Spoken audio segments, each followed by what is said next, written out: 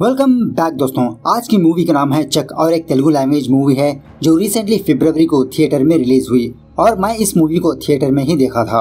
और उसी तरह एक एक्शन थ्रिलर मूवी है।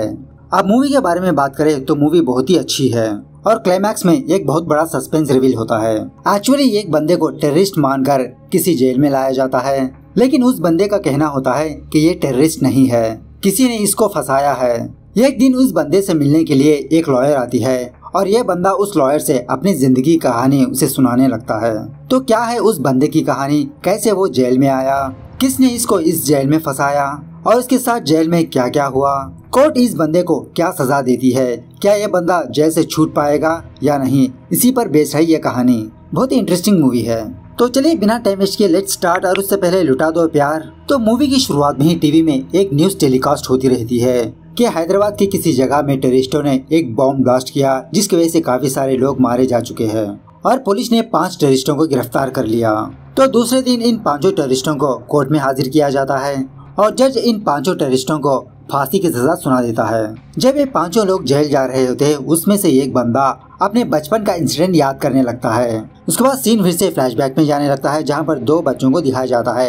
एक बच्चे का नाम होता है आदित्य, दूसरे बच्चे का नाम होता है स्वामी। और इन दोनों की बातों से हमें ये बात पता चलती है कि ये दोनों अपने ऑर्फनेज से भाग के आए हैं। भागते भागते ये लोग किसी रोड के किनारे आते हैं जहाँ पर ये दोनों एक लॉरी को देखते हैं। तो आदित्य भागते हुए उस लॉरी में चढ़ जाता है, लेकिन बेचारा स्वामी वहीं पर रह जाता है। खैर उसी लॉरी में एक स्वामी जी होता है। जब वो लॉरी किसी जगह पर आके रुकती है तो वो स्वामी जी और आदित्य उस लॉरी से नीचे उतरते हैं। तो वो स्वामी जी आदित्य से पूछने लगता है, क्या तुम मेरे साथ आना चाहते हो? तो आदित्य इस स्वामी जी को मना कर देता है। तो वो स्वामी जी आदित्य को आशीर्वाद देके वहाँ से चला जाता है। उसके बाद सीन फिर से प्रेजेंट डे पर शिफ्ट होता है जहाँ पर उन 5 टेररिस्टों को किसी जेल में लाया जाता है और यहाँ का एसपी इन 5 टेररिस्टों को इस जेल के उसूल बताने लगता है। खैर उसके बाद उन 5 टेररिस्टों को अलग अलग सेल में रख दिया जाता है जहाँ पर आदित्य फिर से अपने फ्लैशबैक में जाने लगता है। मतलब जब आदित्य अपने ऑफरेंस से भाग के आया तो वो किसी जगह पर काम कर रहा था और उसी गांव में आदित्य कुछ म्यूजिशियंस को देखता है। मतलब उस गांव में मैजिक करने वाले कुछ लोग आते हैं और उसी में आदित्य एक जबरदस्त मैजिक ट्रिक को देखता है कि वो बंदा अपनी लड़की को एक बॉक्स में रखकर उस लड़की को गायब कर देता है। ये मैजिक आदित्य को बहुत पसंद आती है और आदित्य चुपचाप उनके बक्से में जाके छुप जाता है और उस बंदे से रिक्वेस्ट करने लगता है कि मुझे भी आप लोगों के साथ ले लो, मुझे भी मैजिक सीखना है। तो उसी तरह से उस म्यूजिशियन की फैमिली आदित्य को अपना बना लेती है। मतलब यहाँ पर बात यह है कि जिस तरह से आदित्य उस बॉक्स से गायब हो चुका होता है उसी तरह से आदित्य अब इस सेल से गायब होना चाहता है। खैर दूसरे दिन जब एक पुलिस वाला आदित्य के पास आता है तो आदित्य इस पुलिस वाले से लॉयर से मिलने के लिए कहता है, लेकिन ये पुलिस वाला बहुत ही घमंडी किस्म का बंदा होता है। तो ये पुलिस वाला आदित्य को किसी भी लॉयर से मिलने की परमिशन नहीं देता। और दूसरे दिन आदित्य ने उन टेररिस्टों की बातों को सुन चुका था कि वो लोग दूसरी जगह पर एक और बॉम्ब ब्लास्ट करने का प्लान कर रहे हैं। तो आदित्य इसी तरह से उस पुलिस वाले को बताने लगता है, लेकिन ये पुलिस वाला आदित्य की बात नहीं मानता। गुस्से में आकर आदित्य इस पुलिस वाले को मारने पीटने लगता है। ऑफकोर्स पुलिस वाले भी आदित्य को मारने पीटने लगते हैं जिसकी वजह से आदित्य हॉस्पिटल के हवाले हो जाता है। तभी उसी वक्त वो एसपी आदित्य के पास आकर पूछने लगता है कि आखिरकार क्या मामला है। तो आदित्य उन टेररिस्टों का प्लान इस एसपी को बताने लगता है। पहले तो वो एसपी आदित्य की बात को नहीं मानता, लेकिन बाद में एसपी उस आदित्य की बात पर यकीन कर लेता है और पुलिस सर्च करने पर कुछ शहरों में कुछ टेररिस्टों को पकड़ा, उसी तरह बॉम्ब्स को भी फाइंड आउट किया। और दूसरे दिन यही न्यूज़पेपर में छप जाती है और आदित्य की अच्छाई देखकर कोर्ट से ऑर्डर आता है कि आदित्य को उन टेररिस्टों के बीच ना रख के दूसरे ब्लॉक को शिफ्ट किया जाए। उसके बाद एक और बंदी का इंट्रोडक्शन होता है और उसका नाम है मानसा। और मानसा एक वकील होती है जो अब तक छोटे छोटे केसेस को लड़ रही होती है। तो उसी वक्त मानसा का फादर मानसा को आदित्य की फाइल सौंपता है क्योंकि आदित्य ने कोर्ट से एक लॉयर की अपील की रखी होती है और मानसा का फादर उसी का केस मानसा को सौंपता है। दूसरे दिन मानसा आदित्य से जा मिलती है और मानसा आदित्य को भी एज ए टेररिस्ट की तरह देख रही होती है। मानसा आदित्य से बिना पूछे पछारे एक पेपर पर साइन लेके वहाँ से चुपचाप चली जाती है। उसके बाद आदित्य को सी ब्लॉक में शिफ्ट किया जाता है जहाँ पर एक बंदा जिसका नाम होता है शंकर, वो आदित्य से दोस्ती करने लगता है। और दूसरे दिन शंकर आदित्य से इस जेल की कैदियों के बारे में एक एक करके बताने लगता है। जो लेफ्ट साइड बूढ़ा आदमी खड़ा होता है उसका नाम होता है सत्यनारायणा और सत्यनारायणा हर हमेशा चेस खेलते रहता है, वो भी अकेले।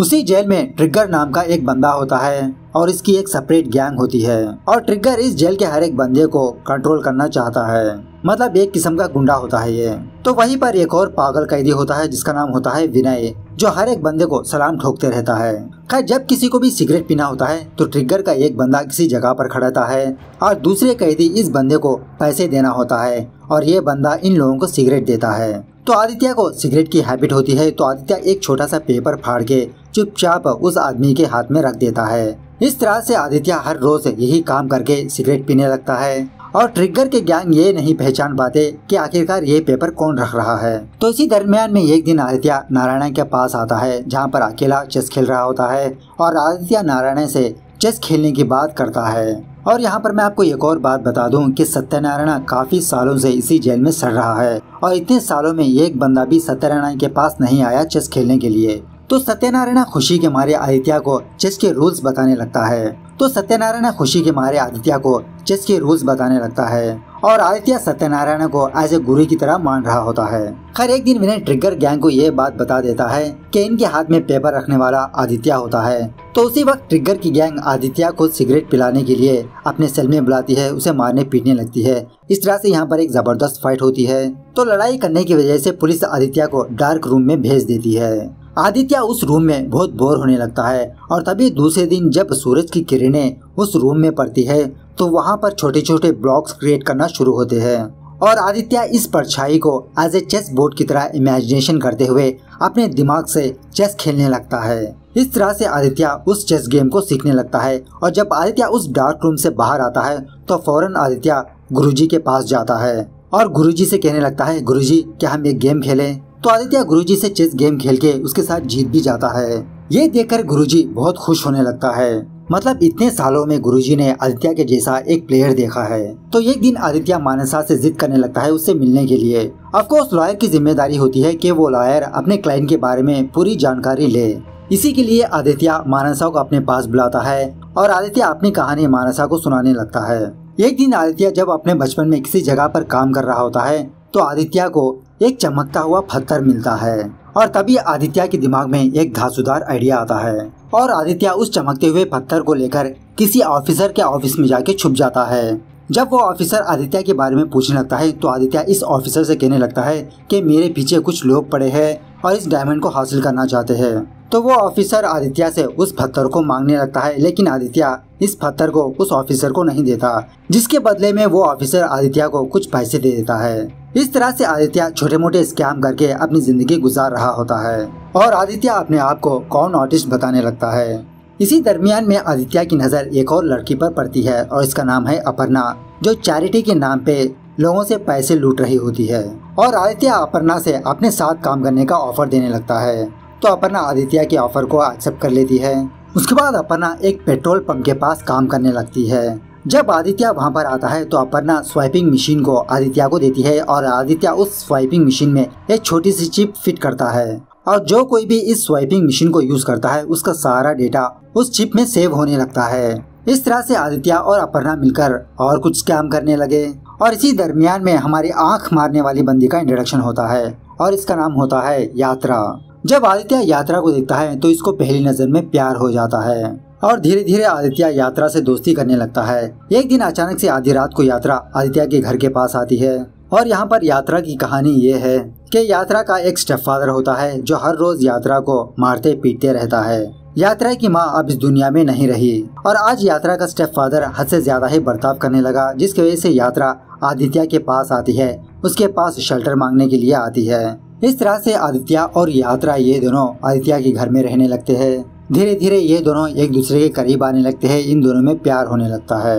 एक दिन आदित्य और यात्रा ये दोनों घूमने के लिए केरला जाते हैं और जब ये दोनों वापस अपने घर में आते हैं तो आदित्य ये ऑब्जर्व करता है कि इसके सामान थोड़ा इधर उधर बिखरे हुए हैं। और यहाँ पर मैं आपको एक और बात बताना भूल गया कि आदित्य का IQ लेवल बहुत टॉप होता है। आदित्य हर एक चीज को बहुत ही आसानी से याद कर लेता है। आदित्य और यात्रा का एक फेवरेट स्पॉट होता है, हर हमेशा ये दोनों यहीं पर बैठा करते हैं और हर हमेशा यात्रा एक बिलबोर्ड को देखा करती है। जब दूसरे दिन आदित्य अपने नींद से जागता है तो इसके घर में यात्रा मौजूद नहीं होती और उसी वक्त पुलिस आकर आदित्य को पकड़ के ले जाके उसे इन्वेस्टिगेशन करना शुरू कर देती है, क्योंकि आदित्य के लैपटॉप से कुछ मेल्स गए हैं और वो मेल्स टेररिस्टों ने भेजा था और इसी को शक करते हुए आदित्य को गिरफ्तार कर लेते हैं।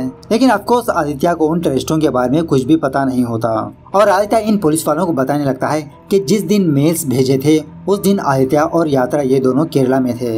लेकिन पुलिस इन्वेस्टिगेशन में ये बात पता चली कि यात्रा नाम की कोई लड़की मौजूद नहीं है और आदित्य मानसा से कहने लगता है अगर हम यात्रा को फाइंड आउट कर ले तो मेरा जुर्म बेगुनाह साबित हो सकता है। उसके बाद दूसरे दिन आदित्य की हियरिंग होती है। आदित्य को कोर्ट ले जाया जाता है और वहीं पर दो बच्चे, एक लड़का और लड़की चेस खेल रहे होते हैं। तो आदित्य उस लड़के को हेल्प करने लगता है उस चेस गेम को जीतने के लिए। यह देखकर वो लड़की आदित्य के पास आकर एक गेम खेलने के लिए रिक्वेस्ट करती है। एक्चुअली ये लड़की जज की पोती होती है, तो जज भी आदित्य को परमिशन दे देता है और आदित्य इस लड़की से वो चेस गेम जीत लेता है और एक्चुअली वो लड़की स्टेट लेवल चैंपियन होती है। खैर इसके बाद कोर्ट ये फैसला सुनाती है कि यात्रा को ढूंढने के लिए 6 महीने का वक्त दिया जाता है और तभी आदित्य को उस बिल बोर्ड के बारे में याद आने लगता है कि हर वक्त यात्रा इस बिल बोर्ड को देखा करती थी जहाँ पर December 5 लिखा था और उसी वक्त उसी डेट को बॉम्ब ब्लास्ट हुआ था। तब जाके आदित्य को ये बात पता चलती है कि यात्रा भी एक टेररिस्ट है जो आदित्य को इस्तेमाल करने के लिए आदित्य के पास आई। उसके बाद एक दिन वो एसपी आदित्य को अपने पास बुलाता है और उसकी तारीफ करने लगता है। सुना है तुम चेस बहुत अच्छा खेल रहे हो। पर इस एसपी का एक ख्वाब होता है कि ये कुछ कैदियों के लिए स्पोर्ट्स फैसिलिटी कॉम्प्लेक्स बनाए जहाँ पर वो कैदी अपने टैलेंट का इस्तेमाल कर सके, एक सच्ची राह मिल सकती है उनको। लेकिन वो कॉम्प्लेक्स बनाने के लिए इस एसपी के पास इतने पैसे नहीं है। खैर वो एसपी आदित्य को अपने पास बुलाने का रीजन बताने लगता है। वो ये है कि कल जो लड़की आदित्य के साथ चेस खेली थी, जज की पोती, वो लड़की हर रोज आदित्य के साथ चेस प्रैक्टिस करना चाहती है और इसके लिए जज भी परमिशन दे चुका है। यह सुनने के बाद आदित्य उस जज से एक डिमांड करने लगता है। वो ये है कि गुरुजी को जल्द से जल्द इस जेल से रिहा कर दिया जाए, क्योंकि सत्यनारायण काफी सालों से इसी जेल में सड़ रहा है और एक्चुअली सत्यनारायण ने एक गलती की थी, उसी की सजा पा रहा है ये। खैर इसके बाद हर रोज वो जज की बेटी आदित्य के पास आकर आदित्य से चेस प्रैक्टिस करने लगती है और तभी आदित्य एक चीज ऑब्जर्व करने लगता है। ट्रिगर गैंग गुरुजी को मारने पीटने का प्लान कर रही है और एक पुलिस वाला ट्रिगर गैंग की सपोर्ट कर रहा है। जब गुरुजी अकेले बैठकर चेस खेल रहा होता है तभी उसके पास ट्रिगर की गैंग आती है और गुरुजी को सताने लगती है। लेकिन तभी वहाँ पर आदित्य आता है और इस तरह से यहाँ पर एक जबरदस्त फाइट होने लगती है। खैर उसके बाद फाइनली वो दिन आ ही जाता है। गुरुजी को इस जेल से रिहा कर दिया जाता है और आदित्य ने गुरुजी को एक प्लान बता के भेजा होता है। अपने घर आने के बाद गुरुजी आदित्य के बताए हुए तरीके पर अपर्णा को कॉल करता है और आदित्य का प्लान बताने लगता है। और एक्चुअली आदित्य का प्लान ये होता है कि अपर्णा मानसा से जा मिले आज यात्रा की तरह। तो उसी तरह से अपर्णा एक बच्चे को अपनी गोदी में लेकर मानसा के पास जाती है और वो अपने आप को यात्रा कहकर इंट्रोडक्शन करवाने लगती है। इसकी बातें सुनने के बाद मानसा और उसका फादर अपर्णा को पॉलीग्राफ टेस्ट करवाने लगते हैं और टेस्ट का रिजल्ट इक्वल आता है। मतलब जो अपर्णा ने कहा वो सच भी हो सकता है और झूठ भी हो सकता है। दूसरी तरफ गुरुजी अपने एक दोस्त के पास जाता है जिसके पास एक एकेडमी होती है और गुरुजी अपने दोस्त से आदित्य के बारे में बताने लगता है कि आदित्य एक अच्छा चेस प्लेयर है, उसे एक चांस देनी चाहिए। लेकिन गुरुजी का फ्रेंड गुरुजी से कहने लगता है मैं यहाँ पर आम लोगों के लिए इस एकेडमी को तैयार किया हूँ, ना ही कि टेररिस्टों के लिए। सॉरी मैं ये काम नहीं कर सकता सत्यनारायण। लेकिन गुरुजी अपने फ्रेंड को बहुत रिक्वेस्ट करने लगता है प्लीज एक चांस दे दो। तो वहीं पर एक बंदा होता है जिसका नाम होता है राम और राम 18 लोगों से चेस गेम खेल रहा होता है और गुरुजी राम को दिखाकर अपने दोस्त से कहने लगता है कि आदित्य तुम्हारे इस राम से खेलेगा। तो गुरुजी का फ्रेंड भी राजी हो जाता है और दूसरे दिन गुरुजी अपने दोस्त को और राम को लेकर आदित्य के पास जाता है और गुरुजी आदित्य से एक चेस गेम खेलने के लिए रिक्वेस्ट करने लगता है। और एक्चुअली यहाँ पर बात यह है कि कुछ घंटों बाद आदित्य का हियरिंग है। खैर जो भी हो आदित्य गेम के लिए रेडी हो जाता है और राम के साथ चेस गेम खेलने लगता है और दूसरी तरफ अपर्णा एज ए यात्रा की तरह कोर्ट आती है। एक्चुअली दोस्तों यहाँ पर बहुत ही इंटेंस सिचुएशन चलने लगता है। एक तरफ आदित्य उस गेम को खेल रहा होता है और दूसरी तरफ अपर्णा एज ए यात्रा की तरह प्रूव करने की कोशिश कर रही होती है। इसी दरमियान में अपर्णा के पास जो बच्चा होता है वो बहुत रोने लगता है और मानसा को शक होने लगता है और मानसा अपर्णा के पास आकर उसके काजल के बारे में सवाल करने लगती है, क्यों तुमने काजल नहीं लगाया। इस तरह से मानसा अपर्णा से और काफी सारे सवाल पूछने लगती है जहाँ पर मानसा को ये यकीन हो जाता है कि अपर्णा यात्रा नहीं है और जब कोर्ट में जज आता है तो मानसा आदित्य के केस से हट जाती है, जिसकी वजह से आदित्य का अपील कैंसिल हो जाता है। इस तरफ आदित्य जब राम के साथ गेम खेल रहा होता है तो राम हारने की कगार पे होता है और तभी आदित्य के पास वो पुलिस वाला आकर आदित्य को ये न्यूज सुनाने लगता है कि तुम्हारी अपील कैंसिल हो चुकी है और आदित्य को गेम खेलने से रोकने लगता है। लेकिन आदित्य इस गेम को कंप्लीट करना चाहता है और आदित्य उस पुलिस वाले का गला पकड़ लेता है। यह देखकर और कुछ पुलिस वाले आकर आदित्य को पीछे हटाने की कोशिश करते हैं, लेकिन आदित्य अभी तक हार नहीं मानता। इस तरह से बहुत हाथापाई होने के बाद फाइनली आदित्य राम से चेस गेम जीत लेता है। उसके बाद सीन फिर से 6 महीने बाद शिफ्ट होता है और आदित्य हम व्यूवर्स को ये बताने लगता है कि आदित्य के पास जो कानूनी रास्ते थे वो सब बंद हो चुके हैं और आदित्य के पास अब एक ही रास्ता है, प्रेसिडेंट से माफी की दरख्वास्त करना। और इन 6 महीनों में गुरुजी आदित्य के पास काफी बार आ रहा था, लेकिन आदित्य गुरुजी से मिलना नहीं चाहता। तो फाइनली एक दिन आदित्य गुरुजी से मिलने के लिए राजी हो जाता है और गुरुजी आदित्य को ये न्यूज बताने के लिए आता है 10 दिनों के बाद नेशनल चैंपियनशिप होने वाला है और मैं चाहता हूँ कि तुम इस नेशनल चैंपियनशिप में पार्टिसिपेट करो। लेकिन आदित्य इस बात के लिए मना कर देता है क्योंकि यहाँ पर इसकी जान का कोई भरोसा नहीं और आदित्य एक गेम खेले this some kind of a joke to you. खैर उसके बाद उसी जेल में 2 नए लोग आते हैं, एक का नाम है विक्रम, दूसरे का नाम है वेदा और ये दोनों इस जेल से भागने का प्लान बना रहे होते हैं। और कुछ दिनों बाद आदित्य का फ्रेंड शंकर वो भी इस जेल से रिहा होके अपने घर चला जाता है। उसके बाद एक दिन मानसा अपने फादर से पूछने लगती है कि पिताजी क्या आदित्य को माफी मिल सकती है, क्या इसके कोई चांसेस है। तो मानसा का फादर मानसा को 2 रास्ते बताता है। नंबर 1 रास्ता प्रेसिडेंट खुद आदित्य को माफ कर दे। दूसरा रास्ता ये है कि उस बॉम्ब ब्लास्ट में जितने लोगों की मौत हो चुकी थी अगर उनकी फैमिली आदित्य को माफ कर दे तो आदित्य रिहा हो सकता है। दूसरे दिन मानसा आदित्य से जा मिलती है और जो मानसा के फादर ने कहा वो आदित्य को बताने लगती है और उसी तरह मानसा ने यात्रा के बारे में कुछ इन्वेस्टिगेशन कर रखी थी वो चीज आदित्य को बताने लगती है कि कुछ दिनों पहले दुबई में यात्रा की मौत हो चुकी थी। मतलब पहले आदित्य के पास एक छोटा सा होप था कि अगर यात्रा मिल जाए तो आदित्य की जान बच सकती है, लेकिन अब यात्रा ही इस दुनिया में नहीं रही। अब मानसा आदित्य को एक ही ऑप्शन बताती है और वो है नेशनल चैंपियनशिप जीतना। इस गेम के जरिए से आदित्य आगे बढ़ सकता है, इसे माफी मिल सकती है।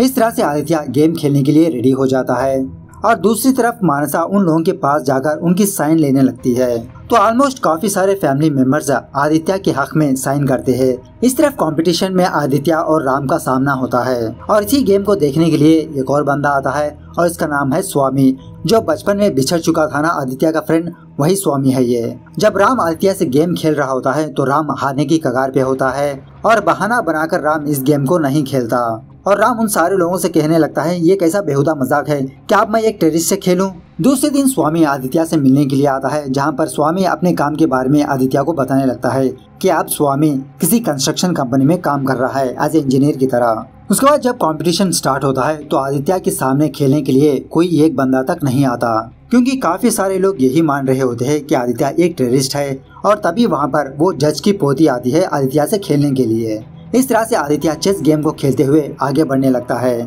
आदित्य काफी सारे अपोनेंट को हरा देता है और फाइनली आदित्य फाइनल राउंड में पहुंच जाता है। फाइनल राउंड में आदित्य का सामना एक छोटे बच्चे से होता है जो बहुत ही टैलेंटेड होता है। तो आदित्य उस बच्चे से भी इस गेम को जीत लेता है। जब मीडिया आदित्य का इंटरव्यू ले रही होती है तो आदित्य का यही कहना होता है कि मैं बेकसूर हूँ, बेवजह मैं इस मामले में फंस चुका हूँ। और आदित्य अपना सारा क्रेडिट गुरुजी को देता है। अब चूंकि वो एसपी का एक ख्वाब होता है कि वो कुछ कैदियों के लिए एक कॉम्प्लेक्स बनाए, एक स्पोर्ट्स कॉम्प्लेक्स। तो आदित्य अपने फ्रेंड स्वामी को उस एसपी के पास भेजता है और ऑफ कोर्स आदित्य ने एक गेम जीता है जिसकी वजह से आदित्य के पास कुछ फंड्स आ जाते हैं और उसी फंड की मदद से आदित्य और एसपी ये दोनों एक बड़ा सा कॉम्प्लेक्स बनाने के लिए डिसाइड हो जाते हैं। और उसी का प्लान दिखाने के लिए स्वामी उस एसपी के पास आता है। ये प्लान देखकर एसपी बहुत इम्प्रेस हो जाता है। दूसरे दिन ये एसपी आदित्य को अपने पास बुलाकर एक बैड न्यूज देता है। वो ये है कि कल ये एसपी ट्रांसफर हो रहा है, यहाँ से वो दूसरी जगह जा रहा है। और उसी दिन आदित्य कुछ पेपर्स को फाड़ के उन पेपर्स को अपने साबुन में छुपा देता है। दूसरे दिन एक नया एसपी उस जेल में आता है और इस एसपी को पता है कि आदित्य एक टेररिस्ट है, मतलब ऐसा मान रहा होता है। और ये एसपी बिना वजह आदित्य को ब्लेम करने लगता है और जब मानसा आदित्य से मिलने के लिए जेल आती है तो वो एसपी आदित्य से मिलने नहीं देता और ऊपर से आदित्य और मानसा के बीच गंदी गंदी बातें अखबार में छपवा देता है। और इसी दरमियान में आदित्य के पास जो चिट्ठी होती है जो साबुन में छुपा के रखा होता है वो पेपर विनय हासिल कर लेता है और विनय आदित्य से 25,000 रुपए की डिमांड करता है। खैर नेशनल लेवल जीतने के बाद आदित्य कॉमनवेल्थ गेम्स को एंटर करता है। इस तरह से आदित्य का हर रोज मैच चलने लगता है और दूसरी तरफ गुरुजी विनय को 25,000 रुपए ट्रांसफर करता है। उसकी स्लिप लेकर के विनय को दिखाने लगता है और तभी विनय गुरुजी से 1 लाख रुपए की डिमांड करता है। अब गुरुजी और आदित्य के पास कोई ऑप्शन नहीं होता। दूसरी तरफ आदित्य गेम खेलते खेलते फाइनल राउंड में पहुंच जाता है और एक दिन सही तरह से नींद ना होने की वजह से आदित्य बेहोश हो जाता है और आदित्य को हॉस्पिटल में एडमिट किया जाता है। यही मौके का फायदा उठाकर वो एसपी ट्रिगर को आदित्य के बारे में बताने लगता है कि तुम आदित्य को मार दो। तो उसी दिन रात जब आदित्य हॉस्पिटल में होता है तो ट्रिगर और उसकी गैंग आदित्य को मारने के लिए हॉस्पिटल में जाते हैं। इस तरह से यहाँ पर एक और जबरदस्त फाइट होती है और दूसरे दिन आदित्य ये देखता है कि उस एसपी ने विक्रम वेदा को एनकाउंटर कर दिया जब विक्रम वेदा इस जेल से भाग रहे थे। उसके बाद आदित्य फाइनल गेम खेलने लगता है और आदित्य उस गेम में भी विन हो जाता है और हर जगह आदित्य की फोटो ही छपी रहती है। सारे लोगों के मन में यही सवाल होता है क्या आदित्य को टेररिस्ट बुलाया जाए या तो फिर ग्रैंड मास्टर, और सारी पब्लिक यही चाहती है कि आदित्य रिहा होके बाहर आए। और तभी उसी दरमियान में एक बहुत बड़ा कांड हो जाता है कि किसी शहर में एक और बम ब्लास्ट हुआ है। मतलब कल तक तो माहौल सही था, आदित्य बच के बाहर आ सकता था, लेकिन ये बम ब्लास्ट देखने के बाद प्रेसिडेंट कहां से इसको माफी देगा। और कल तक आदित्य का नाम लेकर प्राउड फील कर रहे थे, आज वही लोग आदित्य को मारने पीटने लगते हैं। उसके बाद विनय आदित्य के पास आकर एक और 1 लाख की डिमांड करता है। तो दूसरे दिन गुरुजी उसी तरह से विनय के अकाउंट में 1 और लाख रुपए ट्रांसफर करता है, लेकिन इससे भी विनय का पेट नहीं भरता। विनय उस गुरुजी से 5 लाख की डिमांड करता है इस बार। उसी तरह से एक पान फेयर एंड लवली लेकर के लिए कहता है, लेकिन गुरुजी उस पान में जहर मिला चुका होता है। जब विनय उस पान को खाता है तो विनय की मौत हो जाती है और तभी वो एसपी आदित्य को एक और बुरी खबर सुनाने के लिए इसके पास आता है कि कुछ दिनों बाद आदित्य को फांसी होने वाली है। ये खबर जान लेने के बाद आदित्य मानसा को बुलाता है और मानसा से एक आखिरी विश मांगने लगता है कि मानसा किसी भी तरह करके कोर्ट से ये परमिशन ले कि आदित्य विश्वनाथ आनंद से एक गेम खेलना चाहता है। जब मानसा कोर्ट के सामने आदित्य की अपील रखती है तो वो जज आदित्य की लास्ट विश एक्सेप्ट कर लेता है। तो फाइनली वो दिन आ ही जाता है जिस दिन आदित्य अपने ही स्टेडियम में अपने ही बनाए हुए कॉम्प्लेक्स में विश्वनाथ आनंद से चेस गेम खेलने के लिए रेडी होता है। गेम के दरमियान में आदित्य को सुसु आने लगती है। आदित्य बाथरूम में जाकर सुसु करने लगता है और जब आदित्य बाहर आता है तो मैजिक से आदित्य के हाथ में एक सिगरेट होती है और आदित्य सिगरेट पीते हुए उस एसपी को बाय बाय कहने लगता है और तभी थोड़ी ही देर बाद उस रूम में बहुत सारा धुआं फैलने लगता है। जब तक वो एसपी और पुलिस वाले उस धुएं को क्लियर करते वहाँ पर आदित्य नहीं होता और इसी तरह उस रूम में एक बड़ा सा गड्ढा होता है। जब एक पुलिस वाला उस गड्ढे में जाता है तो वहाँ पर एक छोटा सा टनल होता है और उस टनल में एक छोटा सा दरवाजा होता है। तो सारे पुलिस वाले उस दरवाजे को ओपन करने की कोशिश करने लगते हैं। इस तरफ आदित्य विश्वनाथ आनंद को अपना लास्ट मूव बता के जाता है तो विश्वनाथ आनंद उसी स्टेप्स को फॉलो करते हुए अपने गेम को कंटिन्यू करने लगता है और फाइनली आदित्य विश्वनाथ आनंद से गेम जीत जाता है और विश्वनाथ आनंद अपना ग्रैंड मास्टर का बोर्ड निकालकर आदित्य के नाम के बगल के पास रखता है। इस तरफ टनल में वो पुलिस वाले उस दरवाजे को ओपन करते हैं तो वहाँ पर एक खाली दीवार होती है और उस दीवार पे ये लिखा हुआ रहता है आब्राकादाब्रा। उसके बाद सीन फिर से 1 साल बाद शिफ्ट होता है जहाँ पर एक दिन आदित्य सैटेलाइट फोन की मदद से मानसा को कॉल करता है और उस वक्त मानसा आदित्य को एक ही सवाल पूछने लगती है कि ये तुमने कैसे किया। तो आदित्य मानसा से कहने लगता है कि कुछ चीजें मिस्ट्री ही सही लगती है।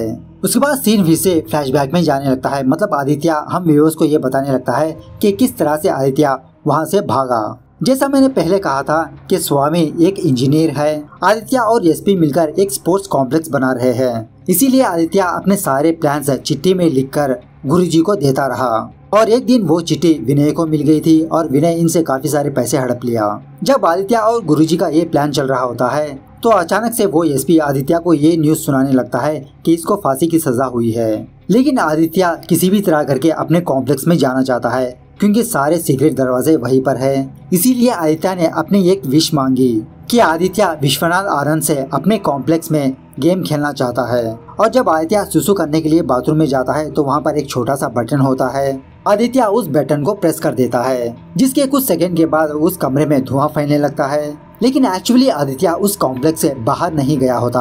आदित्य दूसरे कमरे में आकर एक पिलर में एक छोटा सा सीक्रेट दरवाजा होता है, उस दरवाजे को ओपन करके एक छोटे से कमरे में जाता है। और उस कमरे में गुरुजी और स्वामी ने आदित्य के लिए खाने पीने के सामान रखा होता है।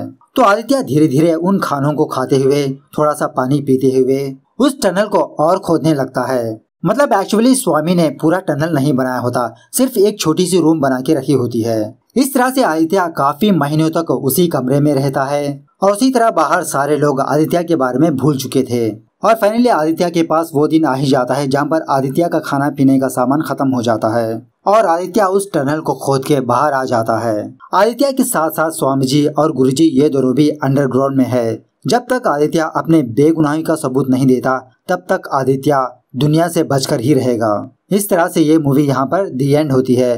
तो दोस्तों मूवी कैसे लगी कमेंट करके बताना जरूर। मिलते हैं अगली वीडियो में, तब तक take care, bye bye, see you soon.